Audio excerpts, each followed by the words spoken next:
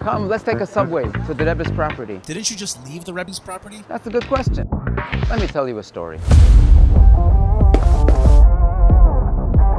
stand clear of the edge of the platform.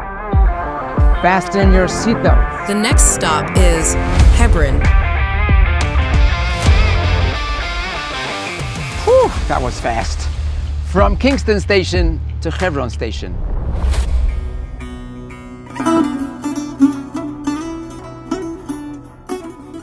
The story of Chabad in Hebron began about 200 years ago. The Mitteler Rebbe, Rebbeim, encouraged his chassidim to go to Eretz Yisrael. He wrote about the importance of buying land in the holy city of Hebron and even commissioned the building of a Chabad synagogue here.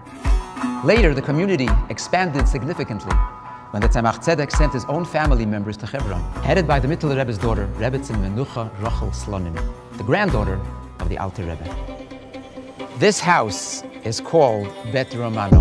In 1876, Chaim Yisrael Romano, a rich grain merchant from Istanbul, built a large house on a piece of land he purchased outside the Jewish quarter.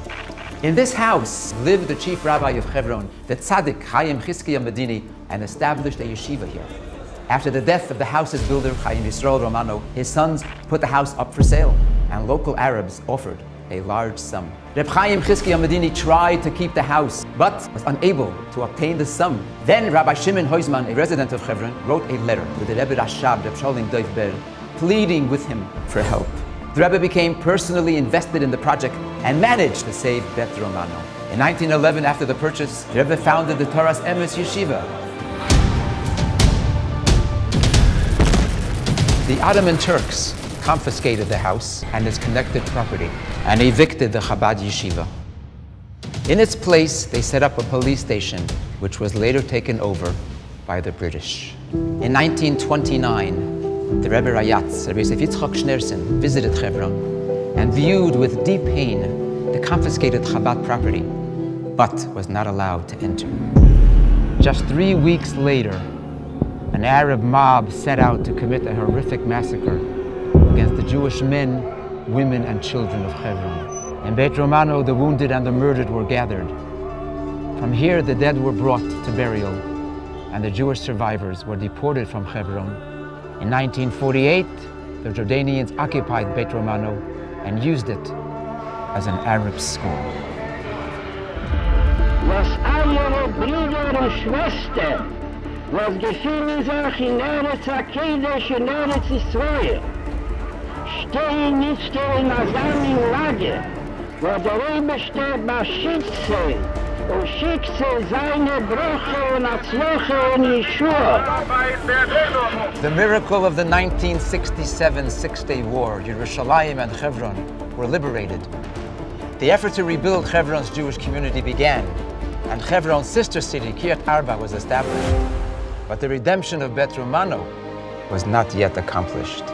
Wir gefunden aber in der Luft ein Chidush, bei den Mitteler Rebbe, und gab es den alten Rebbe, und auch das, was sich gekehrt, mit Pashtus, a Schettach und Karka in Eretz Yisrael.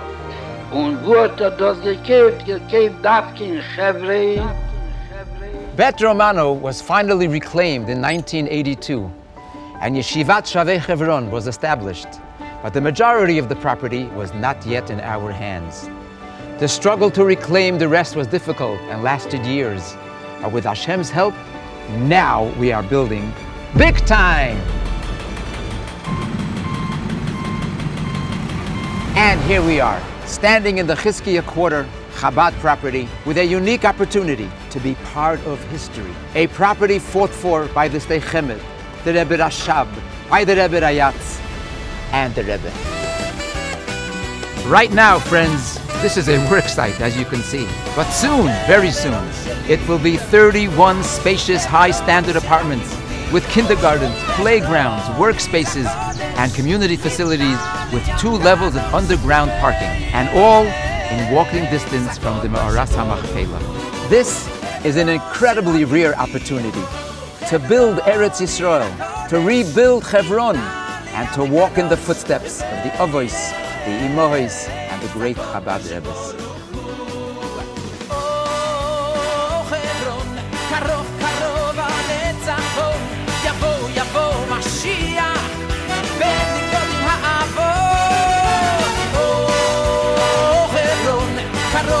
הקרוב בצפון, יבוא משיח, בוא נרקוד עם האבות. חברון שלי.